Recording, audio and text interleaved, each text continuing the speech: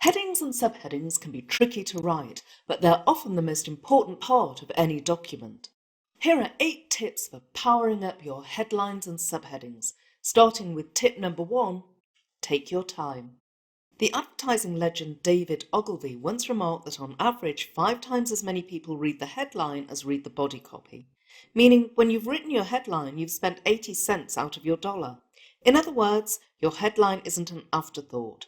Don't leave it till the last minute to come up with your headline. Instead, invest time in coming up with a great one. That brings me to my second tip. Brainstorm lots of options. Don't settle for the first thing that comes to mind.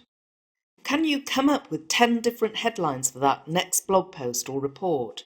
Try it, then pick the best one. Tip 3. Write headlines, not labels. But what do I mean by that?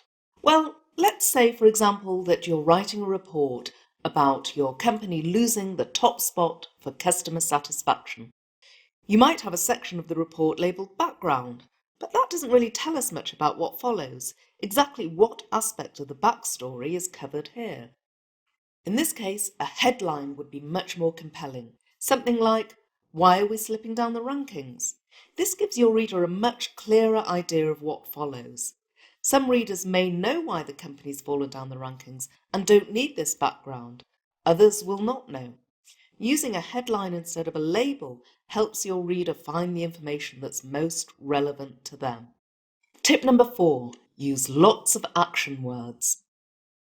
Compare the rather bland label-like heading, a message from the community relations team, with a headline that expresses an action such as "Sign up to volunteer this weekend." The second one isn't simply more dynamic, it also talks to the reader much more directly. It's about the reader's perspective, not the perspective of the community relations team. Tip number 5. Business writing doesn't have to be boring and bland, so Cosmo it.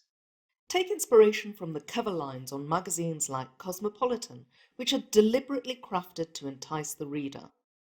Now, Cosmo's level of raunchiness and raciness may not be appropriate for your audience, but their headlines, drama and dynamism could work just as well. For example, could you take this Cosmo headline, "The silent clue men give off when they're in love," and adapt it to your topic? Tip 6. Don't try to be too clever.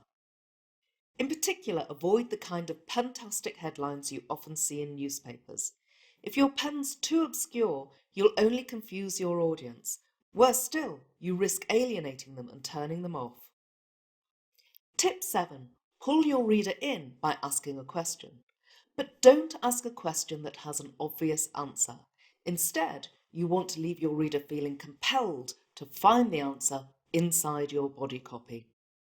Questions like, "Are you paying too much for your health insurance? Here's how to tell." Or, "Why do people support Donald Trump?" These questions elicit intrigue because the answer isn't obvious, and so they encourage the reader to read on. Tip number 8. Avoid the dreaded curse of corporate writing that is the ing headline. These are headlines that include bland ing phrases like delivering growth, achieving our goals, or attracting top talent. These are bland, lazy labels that have clearly been plonked at the top of a piece of text as an afterthought. Spend a little more time to come up with something more compelling and creative. Finally, add value. Your reader's going to be thinking, "What's in it for me?" So make sure your headline communicates a clear benefit for that reader.